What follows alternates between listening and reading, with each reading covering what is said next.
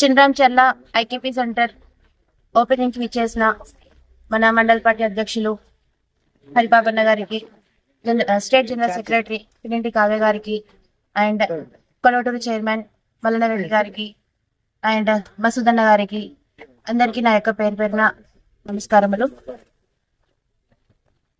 మన కాంగ్రెస్ ప్రభుత్వం రైతుల సంక్షేమం కోరుతుంది. అలాగే రైతులకు ఎటువంటి ఇబ్బంది కలగకుండా ప్రతి లైక్ ధాన్యం కొనుగోలు మిషన్, వెయింగ్ స్కేల్స్ కానీ అట్లాంటి దాంట్లో ఎటువంటి ఇబ్బంది కలగకుండా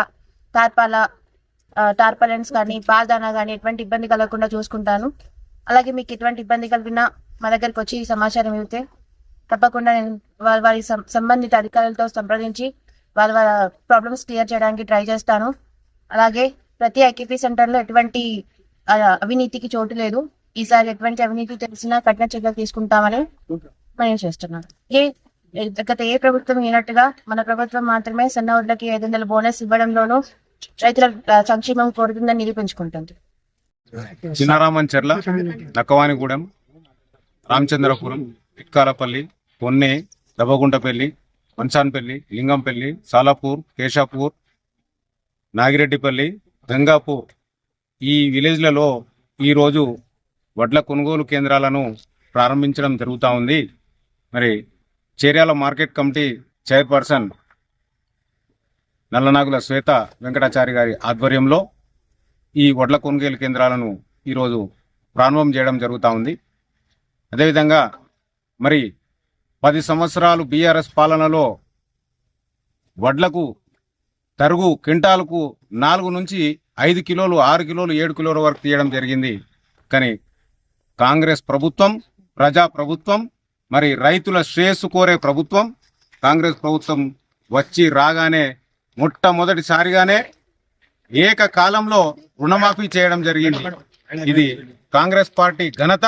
అప్పుడైనా ఇప్పుడైనా ఎప్పుడైనా రైతుల పక్షపాతి కాంగ్రెస్ పార్టీ.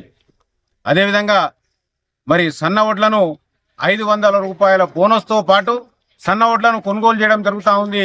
ఈ కొనుగోలు చేసిన తర్వాత 2 నుంచి 3 రోజుల లోపల డబ్బులు పడతా ఉన్నాయి.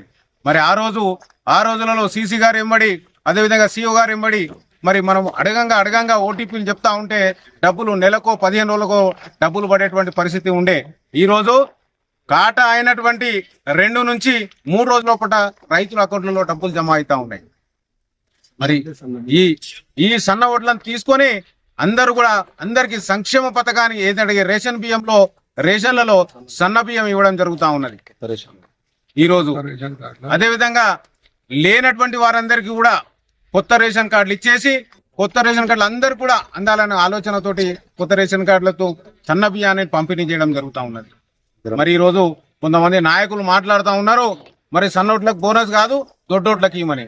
మీరు రైతు సమన్వయ సమితి అధ్యక్షుడిగా ఉన్నటువంటి మరి రాష్ట్రానికి వడగండ్ల వానతో మేమంతా కూడా, మీరు ఈరోజు ఏ నియోజకవర్గం ప్రాతినిధ్యం వహిస్తా ఉన్నారో ఆ నియోజకవర్గం రైతులంతా కూడా కడగండ్ల వానతోటి కన్నీళ్ళ పాలైనటువంటి పరిస్థితులలో మేము ఈ వడగండ్ల భారీ పడినటువంటి వారికి డబ్బులు చెల్లిస్తాం, నష్టపరిహారం చెల్లిస్తా అన్నారు. ఈ రోజు వరకు కూడా ఒక్క నయా పైసా చెల్లించినటువంటి మీరా ఇక్కడ మాట్లాడేది అని ప్రశ్నిస్తా ఉన్నాం కాంగ్రెస్ పార్టీ పక్షాన. మరి ఇంత రైతు పక్షపాతి ప్రభుత్వం, ఈ ప్రభుత్వం ఖచ్చితంగా దీనికి ప్రజల ఆశీర్వాదం ఉంటుందని కోరుకుంటున్నాం.